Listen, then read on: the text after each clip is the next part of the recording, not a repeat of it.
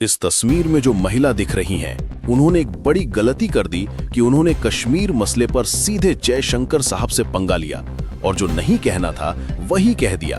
दरअसल बीते दिनों अंतर्राष्ट्रीय मंच पर एक ऐसा वाकया सामने आया जिसने अचानक माहौल गरमा दिया। कश्मीर जैसे नाजुक मुद्दे पर एक विदेशी महिला अधिकारी ने भारत के विदेश मंत्री को सीधे घेरने की कोशिश कर डाली। शायद उन्हें अंदाजा नहीं था कि सामने जयशंकर साहब हैं, जो शब्दों से ही सामने वाले की दिशा बदल देते हैं। यही वजह रही कि एक गलत आकलन ने पूरी कहानी को पलट कर रख दिया। दोस्तों, बहुत बड़ी डेवलपमेंट निकल कर आ रही है, तो इस वीडियो में पूरा समझते हैं, लेकिन उसके लिए आप लोग वीडियो को अंत तक जरूर देखिएगा। दरअसल ये पूरा मामला तब शुरू हुआ जब पाकिस्तान के विदेश मंत्री इशाक डार तुर्की के दौरे पर पहुंचे। इस दौरे के पीछे असली मंशा क्या थी ये साफ नहीं हो पाया, लेकिन पाकिस्तानी मीडिया के दावों के मुताबिक ये यात्रा किसी तरह के सहारे और समर्थन की तलाश से जुड़ी थी। इसी दौरे के दौरान इशाक डार की मुलाकात तुर्की की सेक्रेटरी डालमा से हुई। मीडिया के सामने आते ही बातचीत का रुख अचानक कश्मीर की ओर मोड़ दिया गया। यहाँ डालमा पाकिस्तान की बातों में बहकती हुई नजर आईं। भारत को लेकर उन्होंने ऐसे तंज कसे और ऐसे आरोप जड़ दिए जो न सिर्फ तथ्यों से परे थे, बल्कि कूटनीति की मर्यादा को भी लांघते दिखे। भारत के लोकतंत्र और कश्मीर को लेकर कही गई ये सख्त बातें सीधे तौर पर भारत की संप्रभुता पर चोट थीं। यहीं से साफ हो गया कि ये मामला यूं ही नहीं थमेगा। ये सिर्फ एक देश की नाराजगी नहीं थी, बल्कि भारत के खिलाफ खुले मंच से की गई चुनौती थी। और जब चुनौती खुलेआम दी जाए तो जवाब भी उसी मजबूती से आता है। यही वजह है कि अब सबकी नजर इस बात पर टिक गई थी कि भारत की ओर से इस पर क्या पलटवार किया जाएगा, क्योंकि मीडिया के सामने आते ही तुर्की की सेक्रेटरी के शब्द अचानक और ज्यादा सख्त हो गए। कश्मीर के मुद्दे पर उन्होंने भारत पर सीधा हमला बोल दिया। उन्होंने कहा कि भारत लोकतंत्र की बात तो करता है, लेकिन असलियत में कश्मीर में अपनी सेना के जरिए युवाओं का एनकाउंटर कर रहा है। उनके मुताबिक ये युवक कोई अपराधी नहीं है, बल्कि सिर्फ आजादी की मांग कर रहे हैं। इस तरह की बात कहकर उन्होंने भारत की सुरक्षा व्यवस्था और सेना की भूमिका पर गंभीर सवाल खड़े कर दिए। इतना ही नहीं, उन्होंने भारत की तुलना इजराइल से करते हुए बात को और भड़काने की कोशिश की। कहा गया कि जैसे गाजा में फिलिस्तीनियों पर बम गिराए जाते हैं, वैसे ही कश्मीर में भारत ताकत का इस्तेमाल कर रहा है। इस तुलना का मकसद साफ था, भारत को अंतर्राष्ट्रीय मंच पर एक दमनकारी देश के रूप में पेश करना। उन्होंने ये भी जताने की कोशिश की कि दुनिया के बड़े संगठन भारत के खिलाफ कोई कदम नहीं उठा रहे, बल्कि उसकी कथित सख्ती को नजरअंदाज कर रहे हैं। इसके बाद बात और आगे बढ़ गई। तुर्की की सेक्रेटरी ने खुलकर कहा कि उनका देश कश्मीरियों के साथ खड़ा है। उन्होंने भविष्य की बात करते हुए ये तक कह दिया कि एक दिन कश्मीरियों को आजादी जरूर मिलेगी और इस रास्ते में पाकिस्तान उनकी मदद करेगा। यहाँ तुर्की ने खुद को पाकिस्तान का बड़ा भाई बताते हुए हर संभव सहयोग का भरोसा दिया। सबसे गंभीर मोड़ तब आया जब इस सहयोग को सिर्फ राजनीतिक समर्थन तक सीमित नहीं रखा गया। संकेत दिए गए कि जरूरत पड़ी तो हथियारों की आपूर्ति जैसी मदद भी की जा सकती है। ये बात कैमरों के सामने कही गई, जिससे संदेश पूरी दुनिया तक पहुंचे। यहीं से ये साफ हो गया कि ये सिर्फ शब्दों की लड़ाई नहीं है, बल्कि भारत के खिलाफ एक सोची समझी लाइन खींचने की कोशिश है। अब माहौल पूरी तरह बदल चुका था। कूटनीति की सीमाएं टूट चुकी थीं और भारत के आत्मसम्मान को सीधे चुनौती दी जा चुकी थी। ऐसे में सबको इंतजार था कि भारत इस खुले उकसावे का जवाब किस तरह देता है, क्योंकि ये तय था कि अब चुप्पी नहीं रहने वाली। दोस्तों, इस खुले उकसावे के बाद भारत की तरफ से जो जवाब आया, उसने पूरी बहस की दिशा ही बदल दी।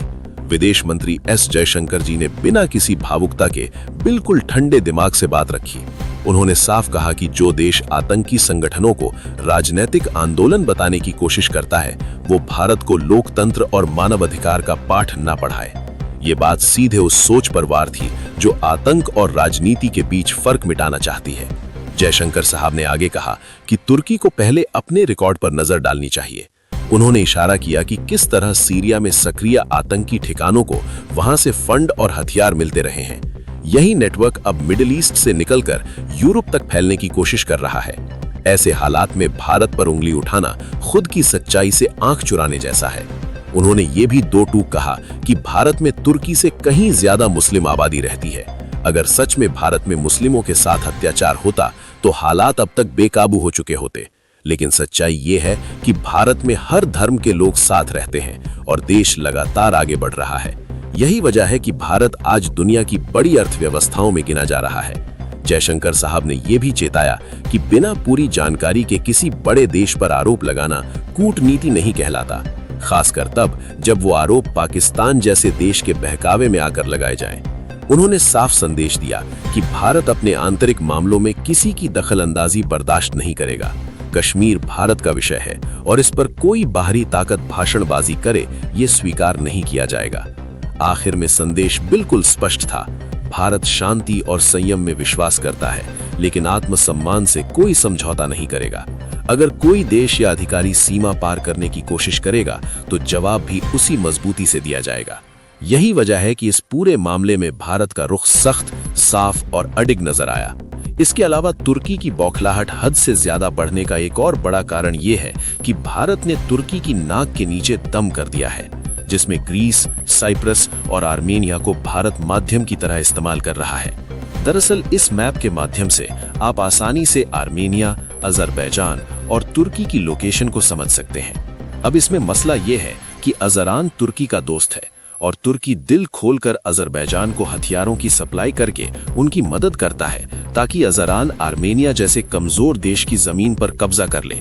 और कमाल की बात यहीं से शुरू होती है, क्योंकि आर्मेनिया को भारत पिछले कई सालों से लगातार हथियारों की सप्लाई कर रहा है और खबरें बताती हैं कि अब भारत तेजी के साथ आर्मेनिया में हथियारों की सप्लाई बढ़ा चुका है और यही चीज तुर्की और पाकिस्तान की चिंता का कारण बन रही है। और इन्हीं हथियारों का इस्तेमाल करके आर्मेनिया अजरयान की किस तरीके से धज्जियां उड़ा रहा है, इसको तुर्की भली भांति समझ चुका है।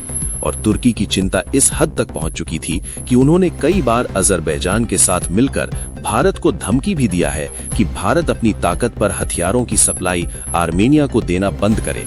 लेकिन तुर्की ने भारत को जितना ज्यादा रोका, भारत ने उतना ही ज्यादा धकाधक हथियार आर्मेनिया को एक्सपोर्ट किया।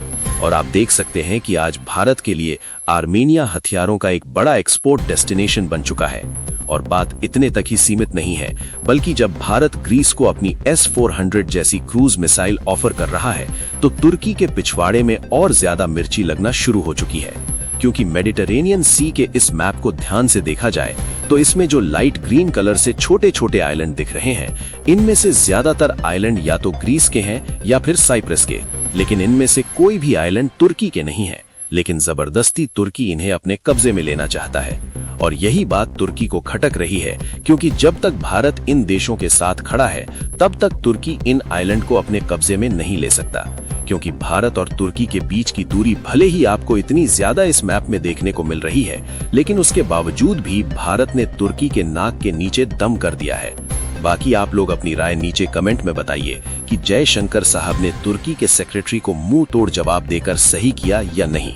और इस वीडियो को एक लाइक करके अपने मित्रों तक शेयर जरूर करें ताकि उन्हें भी जानकारी मिल सके। इसी तरह और भी नॉलेजेबल वीडियो देखने के लिए चैनल को सब्सक्राइब करके बेल आइकन को ऑल पर जरूर सेलेक्ट करें। जय श्री राम।